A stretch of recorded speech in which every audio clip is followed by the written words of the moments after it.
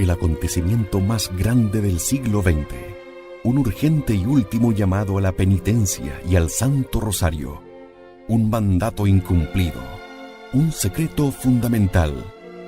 Nuestra Señora nos llamó y nos advirtió en Fátima, misericordia y justicia. En Convicción Radio.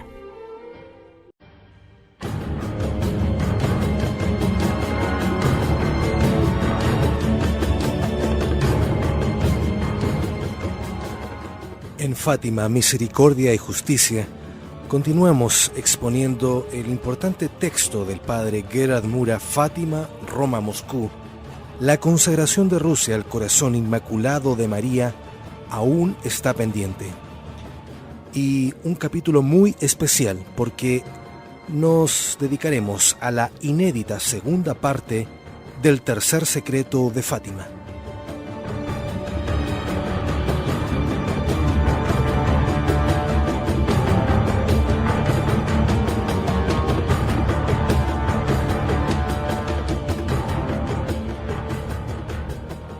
La crisis de fe cuyos orígenes hemos estado analizando y que hemos comprobado como proveniente de los que detentan la autoridad eclesiástica, aparentemente no es otra cosa que el contenido de una segunda parte del tercer secreto, aún no publicada por Roma. A pesar de las categóricas declaraciones oficiales, dadas en sentido contrario, es demostrable que existe una segunda parte del tercer secreto que hasta ahora no ha sido dada a conocer.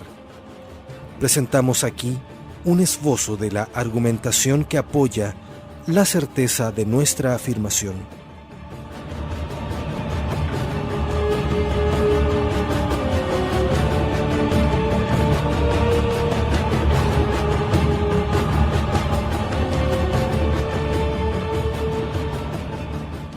En su cuarta memoria, Sor Lucía agregó a las palabras ya publicadas del mensaje de la Virgen María del 13 de julio de 1917 la siguiente frase: en Portugal se conservará siempre el dogma de la fe, etc.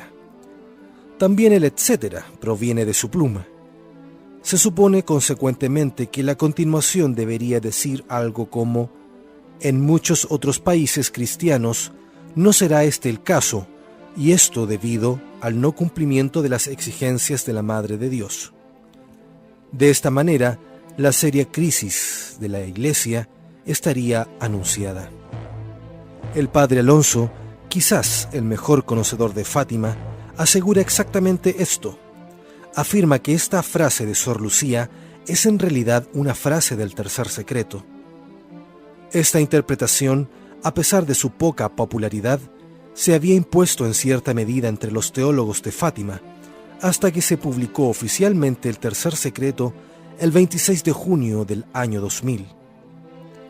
Sostenían esta posición, entre otros, el padre Martín dos Reis, el canónigo Galamba, Monseñor Venancio, obispo de Leiria, Fátima, Monseñor Amaral, obispo de Leiria, Fátima, el padre Luis Cóndor, el padre Mesías Díaz Coelho y el mismo cardenal Oddi.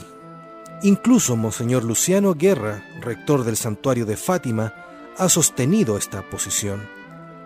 También el conocido mariólogo Laurentán defendió esta tesis en 1997.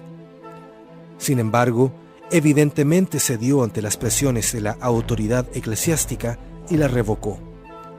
Esta opinión era defendida también por el sobrino de Sor Lucía, el padre José dos Santos Valiño, salesiano portugués, en el libro Reportage da Fátima, publicado en Roma en el año 2000, antes del mes de mayo. El texto publicado oficialmente como tercer secreto no cuadra ni en la gramática ni en el contenido con la mencionada frase acerca de Portugal. Es más, esta frase son palabras mismas de la Madre de Dios. Sin embargo, en el texto del tercer secreto publicado por la Congregación para la Doctrina de la Fe, no figura ninguna palabra de la Santísima Virgen. solo contiene la descripción de una visión. Además, el 8 de febrero de 1960, cuando el Vaticano comunicó que no se publicaría el tercer secreto, declaró: probablemente no se abrirá nunca la carta en la que Sor Lucía escribió las palabras que la Madre de Dios les confió como secreto. Podemos preguntarnos entonces, ¿dónde quedaron las palabras de la Virgen María?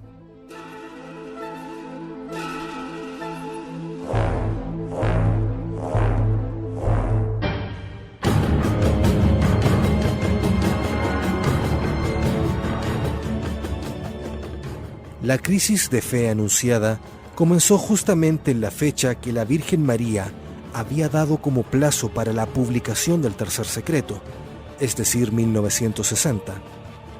Si se leen las cartas de Sor Lucía de esta época, resulta poco usual la forma en que advierte sobre una desorientación diabólica de la fe, desorientación que ha hecho presa especialmente de las autoridades eclesiásticas.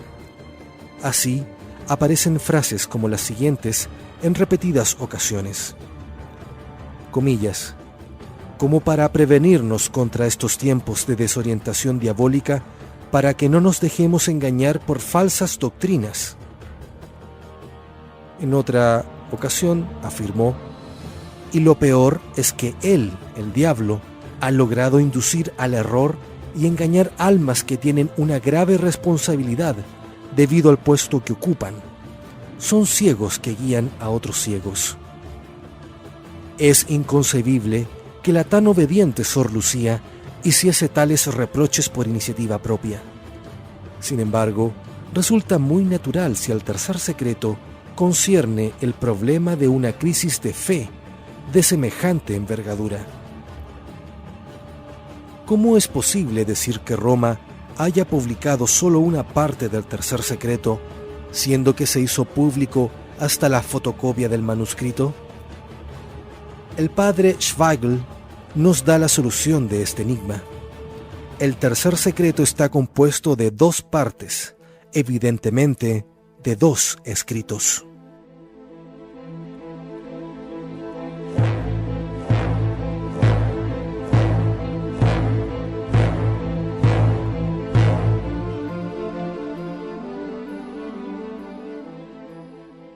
Comillas. Sabemos que el padre Schweigl, habiendo decidido viajar a Portugal para realizar allí una investigación minuciosa sobre Fátima, fue encargado por Pío XII de una misión secreta con respecto a la vidente. El 2 de septiembre de 1952 interrogó a Sor Lucía en el Carmelo de Coimbra. Aunque el Santo Oficio no lo autorizó a publicar este interrogatorio, a su regreso al Rusicum, el padre Schweigl confió a uno de sus allegados que lo interrogaba acerca del secreto.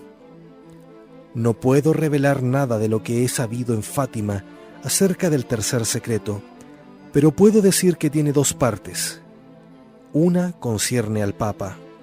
La otra, lógicamente, a pesar de que nada puedo decir, debería ser la continuación de las palabras: en Portugal se conservará siempre el dogma de la fe. Con esto se demuestra que una parte del tercer secreto es exactamente lo que fue publicado por Roma en el año 2000, la que concierne aparentemente al Papa, aunque no exclusivamente al Papa. En cambio, la otra parte concierne justamente a aquello que, con todo derecho, se espera aún conocer. La continuación de la mencionada frase sobre Portugal con referencia a la crisis de fe. Nótese que el testimonio del padre Schweigl es de los años 50, por lo cual en ningún caso podría tratarse de un montaje hecho con posterioridad. El cardenal Ratzinger, poco después de haber leído el tercer secreto en 1984, concedió una entrevista al célebre periodista Vittorio Messori, que refuerza nuestra argumentación acerca de la existencia de dos partes. Citamos: ¿por qué no se publica? Porque, según el juicio de los papas, no agrega nada a lo que un cristiano debe saber acerca de la revelación, un llamado radical a la penitencia, la gravedad absoluta de la historia, los peligros que amenazan la fe y la vida del cristiano, y por lo tanto del mundo, y la importancia de los últimos tiempos. Se trata entonces de una alusión a la inminencia de los últimos tiempos descritos en las Sagradas Escrituras, los que están relacionados con un doble peligro. Los peligros para la vida del cristiano están descritos en la parte publicada. Los peligros para la fe de los cristianos estarían entonces descritos en la segunda parte. El mismo cardenal Ratzinger vuelve a mencionar esta división en dos partes. Comillas, estamos llegando al término. Si no nos convertimos pronto, caeremos en la apostasía y moriremos en medio de terribles castigos que serán parte ya de esos cataclismos, guerras, hambrunas, persecuciones de los cuales los libros santos anuncian la llegada al fin de los tiempos.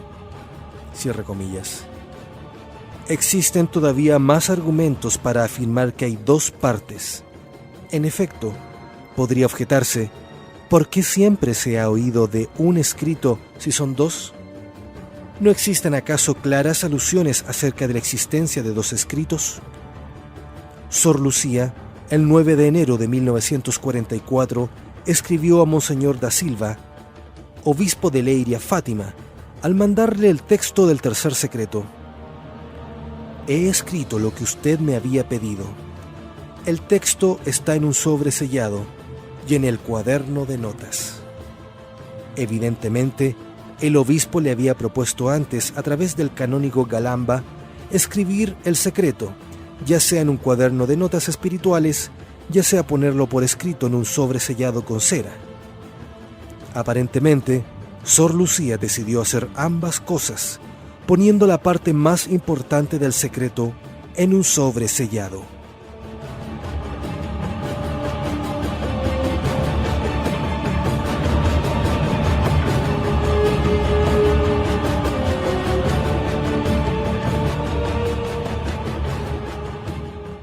Una primera parte entonces describe la visión. En cambio, la segunda parte contendría la explicación de la visión dada por la Madre de Dios, o sea, palabras de la Virgen María. De igual modo, también el segundo secreto contiene dos partes. Primero la visión del infierno, y luego un mensaje de la Santísima Virgen con sus propias palabras que explica la visión y propone medios concretos de salvación. Habéis visto el infierno, a donde van las almas de los pobres pecadores. Para salvarlos, Dios quiere establecer en el mundo la devoción a mi corazón inmaculado. En cuanto al tercer secreto, el texto recientemente publicado por el Vaticano correspondería a la descripción de la visión. Quedaría por conocerse lo siguiente: el mensaje de Nuestra Señora con la continuación de sus propias palabras. En Portugal se conservará siempre el dogma de la fe, etc.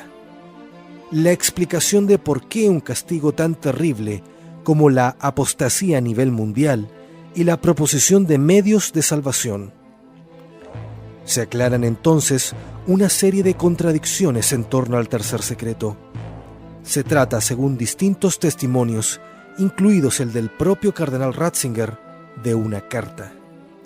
El texto publicado, sin embargo, ciertamente no es una carta. No está dirigida ni está firmada, lo cual Sor Lucía no omite en sus cartas. Además, otros testimonios hablan de una hoja de papel con 25 líneas de texto. Sin embargo, lo publicado por el Vaticano es un texto de 4 páginas con unas 60 líneas escritas.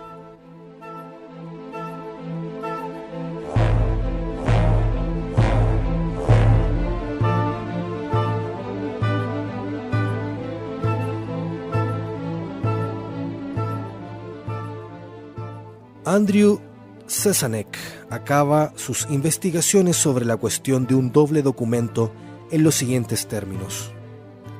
Comillas. Como conclusión, resulta que se evidencia con una abrumadora claridad la existencia de dos documentos. El primer documento está compuesto por 4 páginas de papel y contiene 62 líneas de texto, las cuales fueron copiadas del cuaderno de notas de Sor Lucía, que no está escrito como carta, y que describen una visión la cual ha sido contemplada por los 3 niños de Fátima. No contiene ninguna palabra de la Santísima Virgen. Este texto ha sido escrito por Sor Lucía el 3 de enero de 1944 y ha sido entregado al Santo Oficio el 4 de abril de 1957. El Papa Juan Pablo II lo leyó el 18 de julio de 1981. Este documento se ha guardado en el Santo Oficio y fue publicado por el Vaticano el 26 de junio del 2000. El otro documento es una carta de una página que contiene 25 líneas, con las propias palabras de la Santísima Virgen. Este texto ha sido puesto por escrito por Sor Lucía el 9 de enero de 1944, o muy poco antes. El 16 de abril de 1957 fue entregado al Santo Oficio y fue leído por el Papa Juan Pablo II en el año 1978, moviéndolo a realizar la consagración del mundo al Inmaculado Corazón de María el 7 de junio de 1981. Este texto se mantiene en custodia en los aposentos del Papa al lado de su cama, y hasta el día de hoy no ha sido publicado por el Vaticano.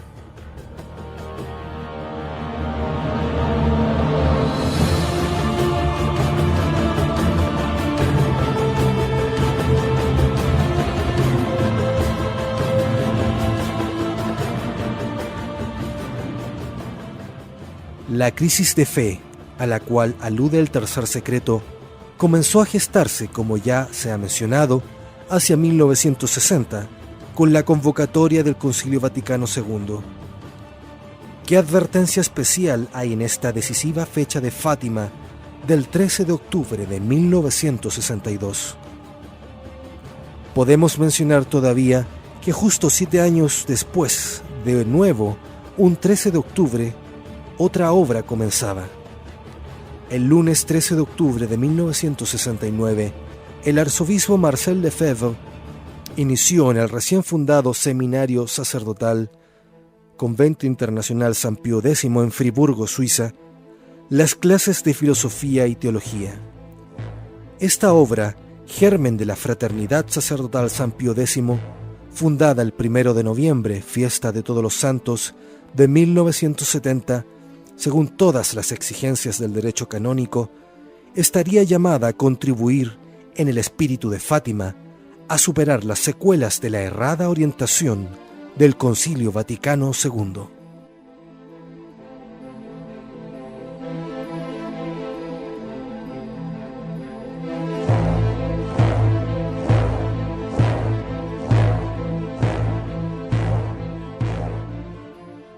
A nosotros nos resulta evidente que Rusia no se ha convertido. Sin embargo, será necesario, en el próximo capítulo de Fátima, Misericordia y Justicia, preguntarnos si realmente se ha producido ya la conversión de Rusia y todas las aristas que involucra su respuesta. Muchas gracias por la audición y que Dios nos bendiga a todos. Continúe en Convicción Radio.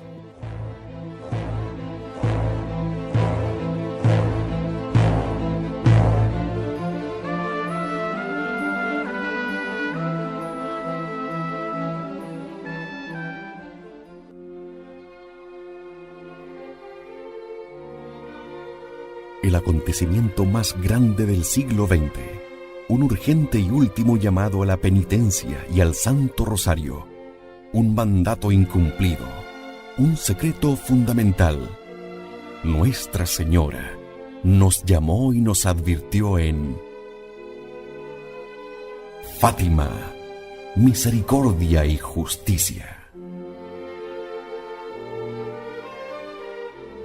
En Convicción Radio.